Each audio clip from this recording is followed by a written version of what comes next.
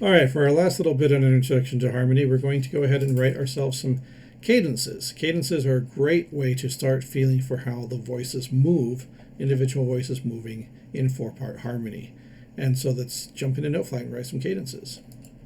So here I've got a nice cadential bass line, mi, fa, sol, do. Tonic, plagal authentic tonic, moving through our different functional areas.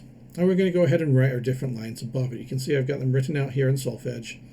My cantizans voice, my boring altizans voice, my tenorizans voice. And so I'm just going to go ahead and add those in here. Do, ti, do. And now underneath that soprano framework, then I'm just going to add in my other voices. So, la, sol, sol.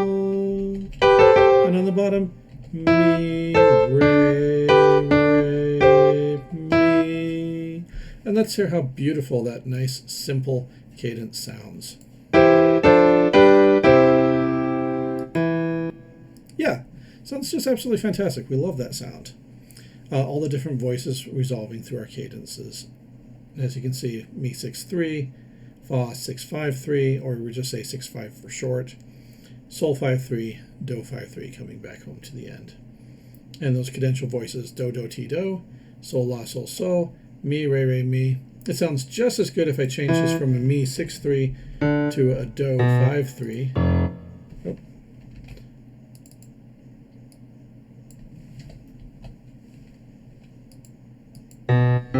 Now I've got my full tetractus, do, fa, sol, do. This is a stronger sounding cadence with those 5-3s moving through it.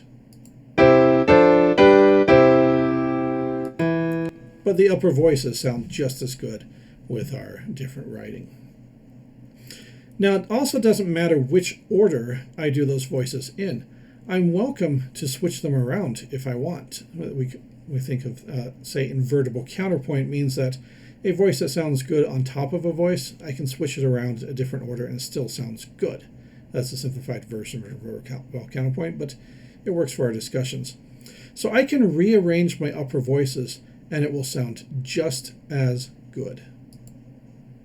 Okay, we've rearranged them so that now the mi, re, re, mi line is on top, then the do, do, ti, do in the middle, and the sol, la, sol, sol down underneath, and you'll hear it sounds just as nice.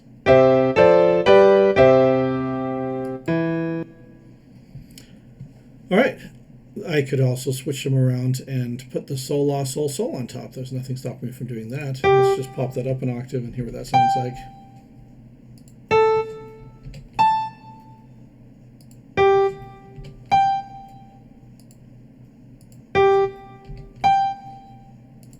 All right.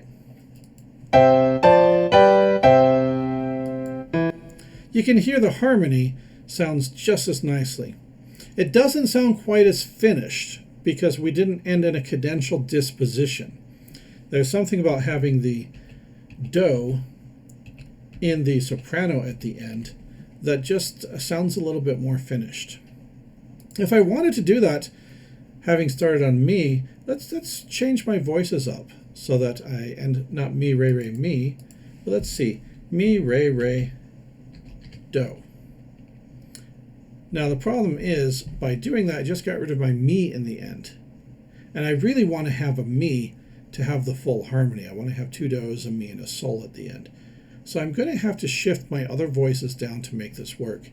This is going to mean we're going to frustrate the leading tone. The frustrating leading tone is when, instead of resolving ti to do, we skip that ti down to sol. And it can happen in an inner voice cantizans. We can frustrate the leading tone. Yes, you'll see once I change the notes to accommodate, we'll still see that the do is covered by the soprano voice, even if I frustrate it in the alto. And then instead of doing the sol-sol version, boring altizans, we'll do the sol-mi altizans, so that I have the mi at the end there. Changing the voices accordingly. So take a look at my individual voices.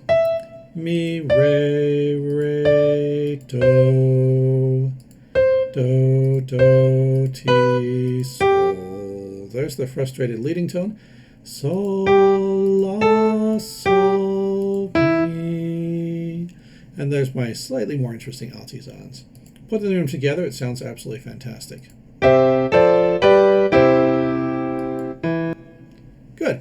So we've seen that we can end in a cadential disposition just by, even if we have a tenorizans in the melody, by frustrating the leading tone in the cantizans.